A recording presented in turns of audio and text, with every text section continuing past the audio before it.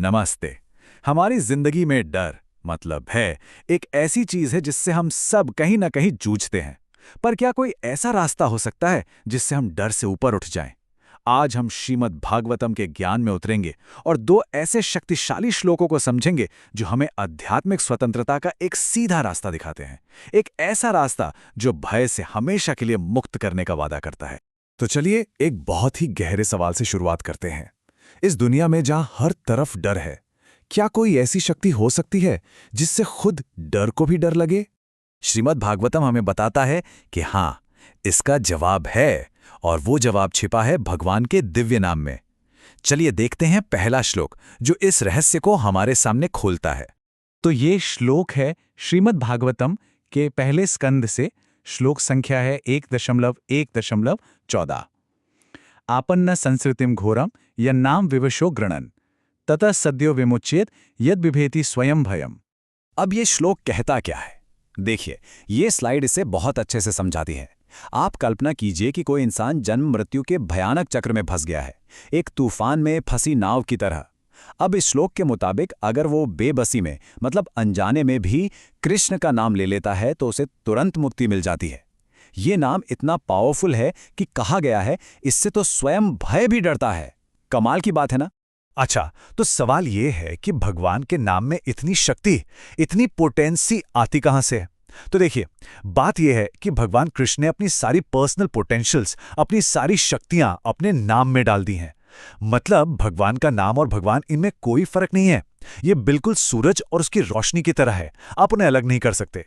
और बस इसीलिए भगवान का नाम हमें सबसे बड़े खतरों से भी बचा सकता है।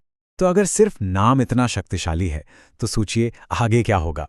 भागवतम हमें इससे भी आसान, इससे भी ज्यादा एक्सेसिबल रास्ता दिखाता है। चलिए अगले श्लोक में देखते हैं कि वो क्या है। तो ये अगला श्लोक जो ठीक पहले वाले के बाद आता है वो है 1.15। यत्पादसं श्रयाः सूतमुनयः प्रशमायनः सद्यः पुनन्त्युपुष्पृष्टाः स्वरधुन्यापोनुसेवया। ये स्लाइड एक बहुत ही कमाल की तुलना दिखाती है। देखिए, एक तरफ है गंगा का पवित्र जल। हाँ, वो हमें पवित्र कर सकता है, लेकिन उसके लिए लंबे समय तक उसका सेवन करना पड़ता है। पर दूसरी तरफ है एक शुद्ध भक्त, एक संत, जिन्होंने भगवान की शरण ले रखी है। उनके बारे में कहा गया है कि सिर्फ उनके संपर्क में आने से, उनके स्पर्श मात्र से ही कोई भी तुरंत पवित्र हो सकता है। मतलब उनकी प्रेजेंस ही प्योरिफाइंग है। तो फिर इन दोनों के बीच का कनेक्शन क्या है? मतलब भगवान के नाम और उनके शुद्ध भक्त के बीच क्या संबंध है, और हम इस शक्ति से कैसे जुड़ सकते हैं? देखिए, रास्ता बहुत सीधा है। हमारा अल्टीमेट गोल तो भगवान के चरण कमलों की शरण लेना है, लेकिन प्रैक्टिकली वहां तक पहुंचने का तरीका क्या है? तरीका है उनके शुद्ध भक्तों की शरण लेना। वही तो हैं जो हमें रास्ता दिखाते हैं, जो हमारे स्पिरिचुअल गाइड बनते हैं। एक शुद्ध भक्त को गुरु के रूप में स्वीकार करना ही उस कनेक्शन को पक्का करता है। तो इन सारी बातों का निचोड़ क्या है? इन दोनों श्लोकों से हमें क्या की मैसेज मिलता है? सबसे जरूरी बात जो हमें समझनी है वो ये है कि आध्यात्मिक स्वतंत्रता, स्पिरिचुअल फ्रीडम, कोई बहुत दूर का सपना नहीं है।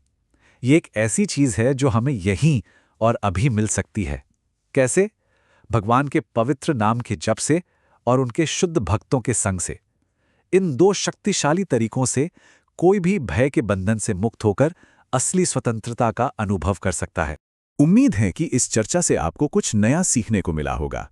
अगर ये विश्लेषण अच्छा लगा तो कृपया इसे लाइक करें, शेयर करें और चैनल को सब्सक्राइब जरूर करें ताकि हम आपके लिए ऐसी और भी जानकारी लाते रहें।